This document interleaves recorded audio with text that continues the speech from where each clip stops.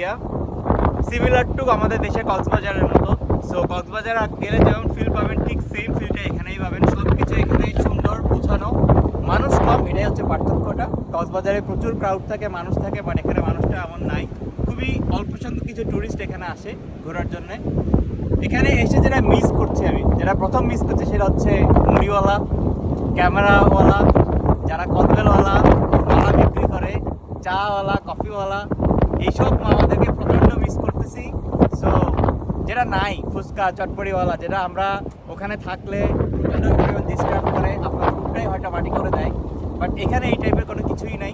খুবই কম সংখ্যক টুরিস্ট এখানে আসে, আপনি ফ্রিলি মুভ করতে পারতেছেন, দেখতে পারতেছেন, চলতে পারতেছেন, বাট সত্যি কথা বলছি, বাট ওই সবগুলো না এক প্রকার মজা থাকে, মানে ফিল পাওয়া যায়, যেগুলো এখানে এসে প্রচণ্ড পরিমাণ মিস করতেছি।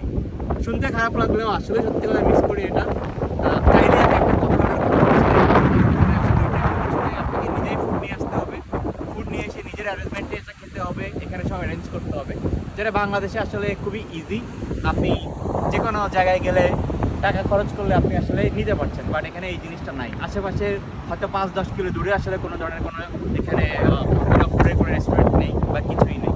তো হ্যাঁ, আসলে প্রথমে মিস করতেছি, দেশ থেকে যতই মানুষ বলুক দেশের অবস্থা ভালো না, এই ভালো না, ওটা ভালো না, এখানে গেলে ট্যুরে প্রবলেম করে, ডিস্টার্ব করে, কিন্তু সত্যি কথা এটাই আসলে মিস করি এখানে। দেশের বাইরে আসলে বোঝা যায় আসলে কি জিনিস আমরা মিস করতেছি।